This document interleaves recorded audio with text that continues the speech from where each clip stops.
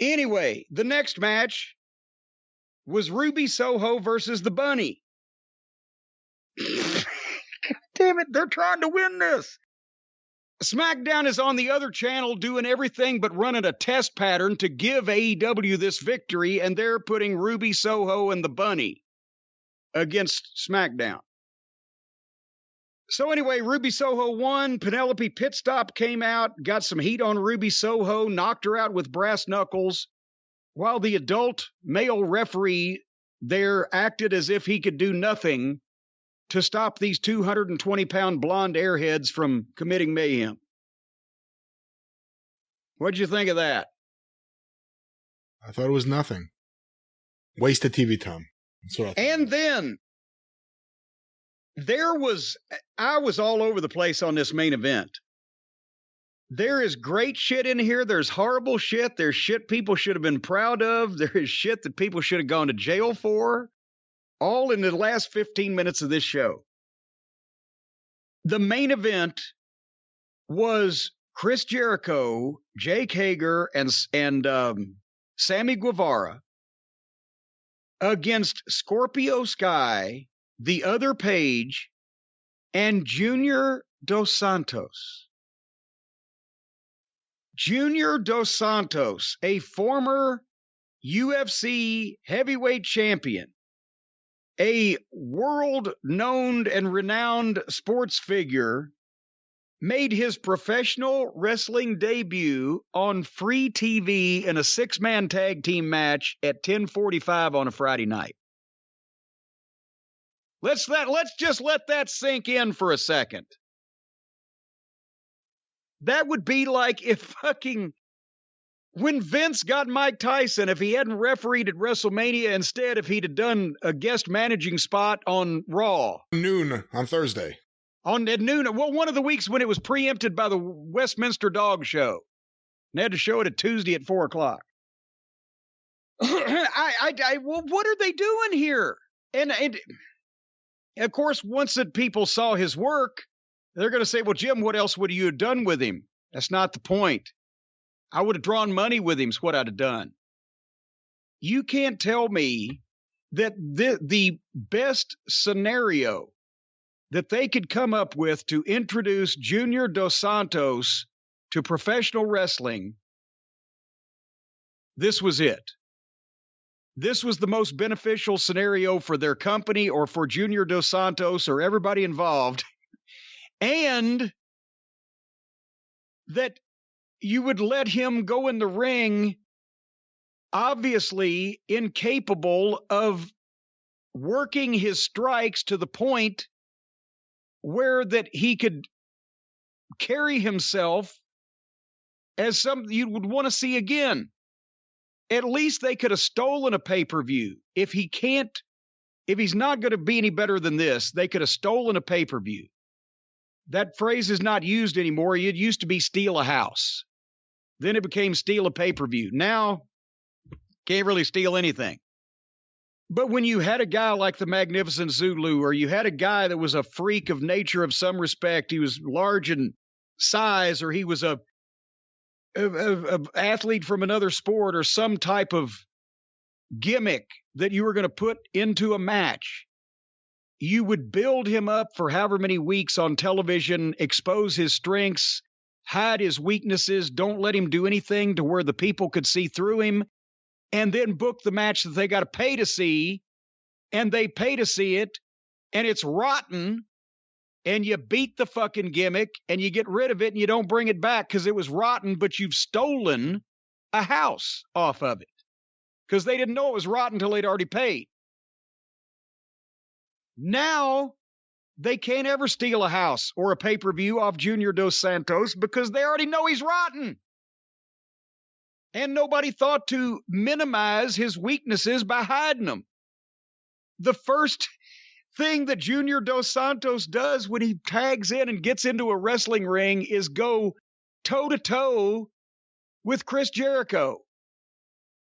Chris Jericho throwing phony punches and Junior Dos Santos throwing phony punches. And then Junior Dos Santos comes out on top. Jericho sells and collapses and goes and tags Hager, but it looked rotten. And then Dos Santos and Jake Hager get in, and they looked like they knew what they were doing because both of them have done real MMA. Until Junior Dos Santos tried to work his punches, and then it still didn't look good. In case anybody hasn't realized by now, the reason why wrestling became a work on a more industry-wide basis, whereas boxing works and fixed fights in boxing were limited to individual instances and certain promoters and certain contenders that were being built. It was a case-by-case basis. Most of boxing was still a shoot. Only some things with money on the line was a work. Wrestling evolved into being a work because wrestling is easier to work. You can't tell on a hold how bad the pain is or how hard or not a guy's cranking up. But when you're a fighter and you can throw knockout blows and everybody's seen them, but you can't work the strikes and you work the strikes, then people see through it. That's why wrestling was able to fully transfer into a work proposition, whereas boxing was still intermittent, case-by-case basis, and mostly on the bigger money fights or the fucking fake contenders they'd try to build. You couldn't work it all the time. People can see through it too easily. So the point is, this was not a good use of this. And America's top team, Lambert was at ringside. Jorge Masvidal, I can never pronounce that name. They were there. The people are hot at Lambert. He had more heat in Miami, where his hometown, probably because they know him personally. People were screaming, chanting, shut the fuck up, and etc. But Sammy Guevara is really an exciting babyface. I thought he was the star of this match. But even, otherwise, when the other Page got on top of Jericho at one point, his punches were as bad as Dos Santos's, and he's supposed to be trained. But all they do is just windmill anymore. The punches, fucking flat fist punches in the area of a guy's head, and they think that the speed of the arm swinging will make up for the fact that nothing's making any contact. So either they think that looks good or they're just not trying anymore. But I've never seen guys in the business punch like I have the guys the last 5 years. They went through a break and they got some heat on Jericho. And he's selling, and then suddenly he hits the other Page with an enziguri and both of them sell it. And then Page just crawls over and tags Scorpio Sky, and I swear to God, Jericho looked over his shoulder and saw the tag and immediately just stood up and fell forward and cold tagged Sammy Guevara. Yep.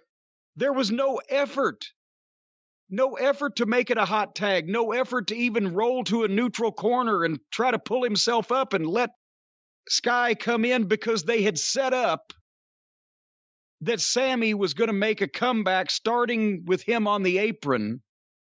And he was going to fight his way into the ring. So instead of Jericho going to a neutral corner, waiting for Sky to close in on him, rolling past Sky, and then diving and making the tag, and Sky come in and doing the same thing, Jericho just stood up and fell forward and tagged Sammy.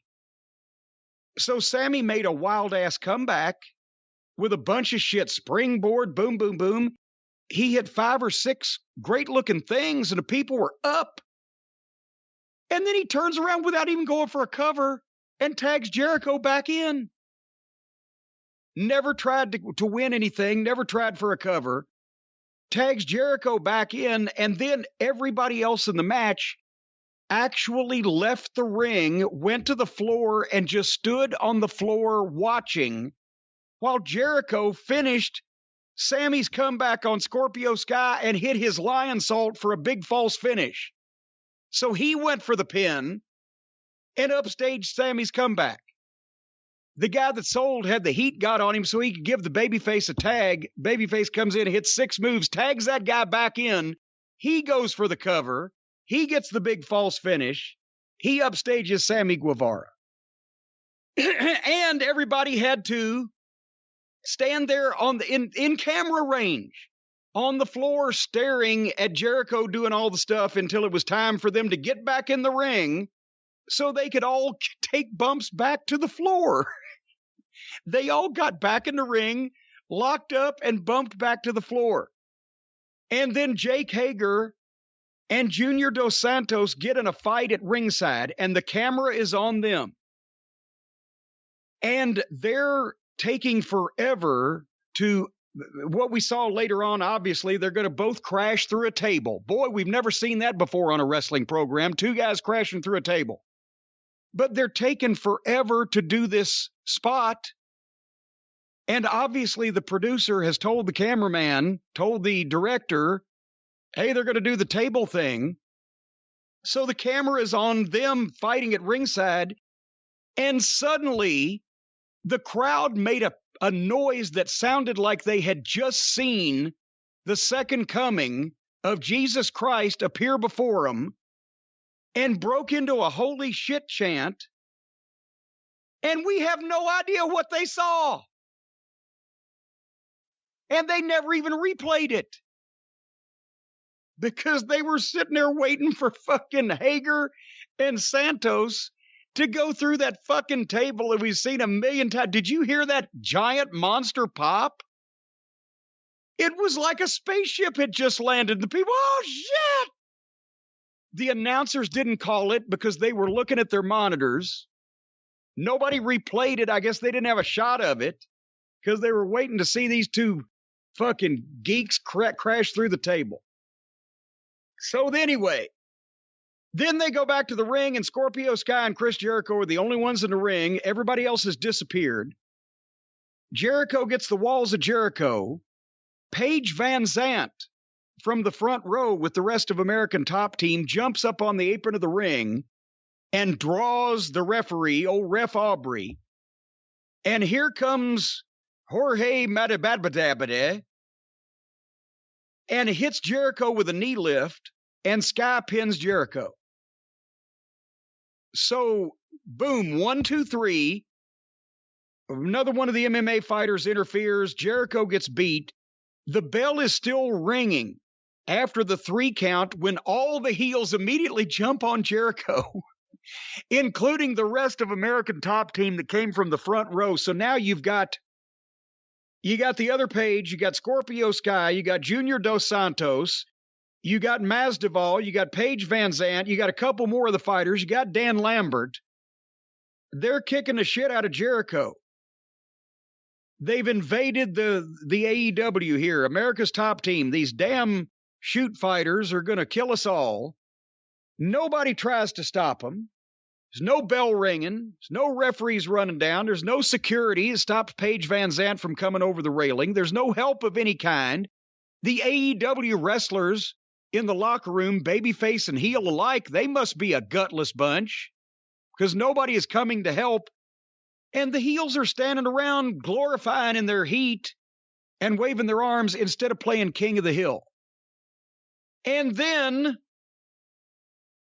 the show goes off the air when Santana and Ortiz, with their faces painted like panda bears, their music plays, and suddenly they come out and run off the aforementioned 8 people that I mentioned, including 2 former UFC champions.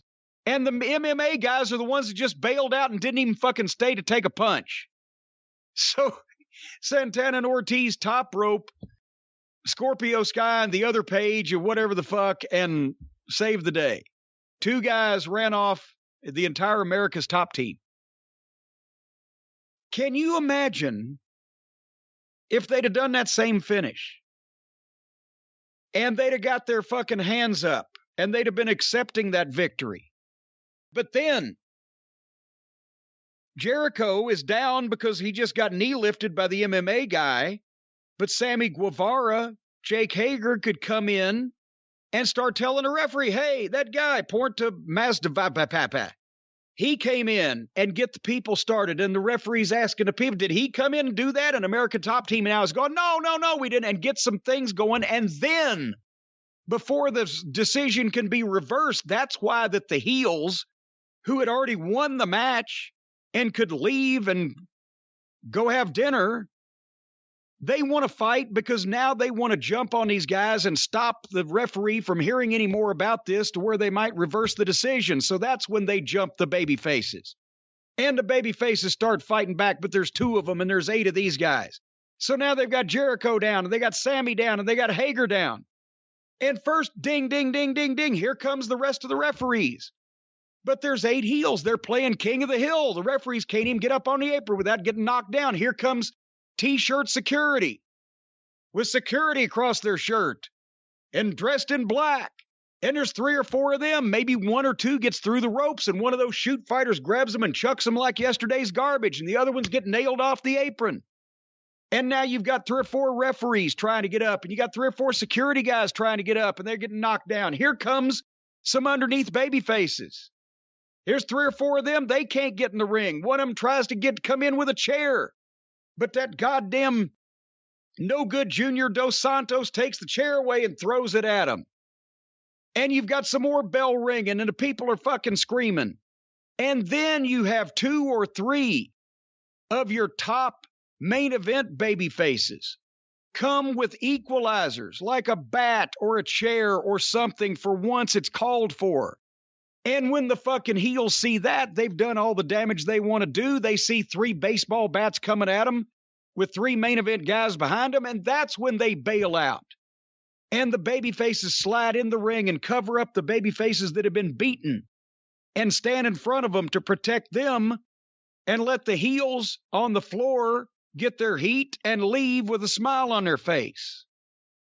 That's how you build the run-ins and the heat and etc. to build the emotion instead of just fucking, well, we'll do whatever we want to do and then walk around until 2 guys run us off. So again, the Friday night show traditionally, and this was no exception, starts out in the penthouse and finishes up in the outhouse. Your thoughts?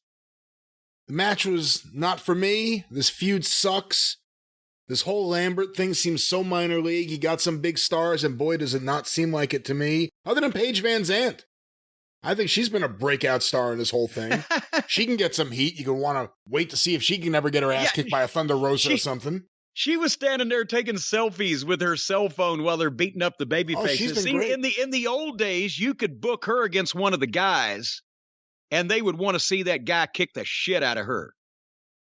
But now in today's pussy-ish era, if you do have an intergender match, the girl would be kicking the shit out of the guy. Like I said, she's been great. Dos Santos wasn't impressive in there. If you're going to do something with him, there had to be 100 different things you could have done that would have been better and made him look impressive. And if you're going to do anything with him, like you said, you don't do it at the end of the show Friday night. But if you're going to bury any program, bury the Jericho one, because it'll always suck. With Dos Santos, imagine what Vince could have done with him and Brock. Imagine what not even Vince, but when Vince was in his right mind, I should say, but anybody with a mind toward a sports-based presentation. And I'm not talking about Jake Hager because he's an MMA fighter just barely. And you can tell he's not the greatest worker in wrestling, and he doesn't have the greatest record in MMA fighting. But if you get a guy like Dos Santos, you bring him in, you put him in secret training and get him to know the basics, and then you figure out how to teach him to implement his shoot fighting and the style that he uses in the UFC or in MMA in the wrestling ring. When I was in MLW working with Tom Lawler was trying to be a pro wrestler.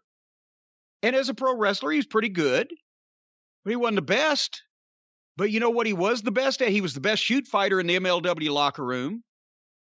So why not be that? That's what I told him. I said, don't immediately lose what brought you success in another sport and then go try and master this like you're just starting from scratch.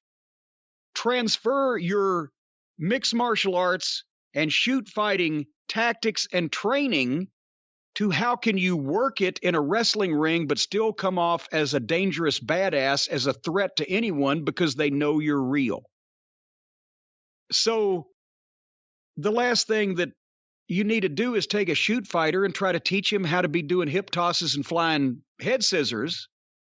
But you've got to put him you've not only got to give him the background and the training of the basics and the simple things, how to protect himself, how to take the bumps, how to protect his opponent, but you have to concentrate with a guy like that. He doesn't need to know how to put on the Indian Deathlock, right? You need to concentrate on when you're training a shoot fighter, with training him how to transfer his shoot fighting skills to a worked competition in wrestling, but still look like a shoot fighter, just look like you're shooting against a wrestler. That's why they do what Brock Lesnar, when he was at OVW, do that shooting star press. I'm like, well, goddamn, it's impressive, but does that tell me that you're a former UFC champion that you do the shooting star press? And then finally, the one time he ever botches it was at WrestleMania. And they told him, don't ever do it again because you'll break your fucking knees. And this is not what we hired you for. We hired you to be the Beast and a shoot fighter, not a goddamn luchador.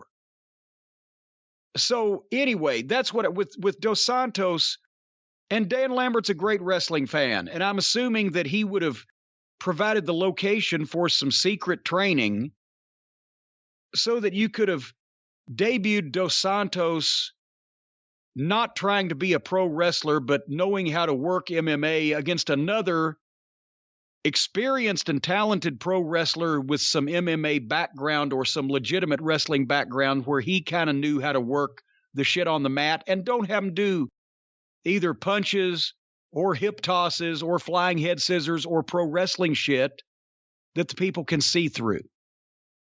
And again, that goes back to when I said earlier, that's why wrestling became a work. Because when you're grappling and wrestling and applying holds, nobody but the people involved can tell how good that hold is on, how bad it hurts, or how hard it's being applied. That's why in the early days of wrestling, in the teens and 20s, you didn't even have to have a smart referee. Sometimes the referee was in a promoter's pocket on a double cross, but the referee didn't need to be smart.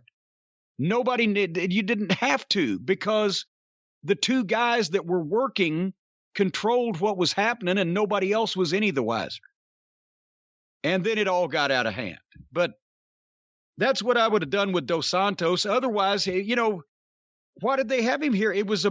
He's a bad pro wrestler in a free TV match, the way they presented him, instead of being a dangerous menace from another sport to some top wrestling superstar who's not going to know how to compete against this guy on his familiar turf.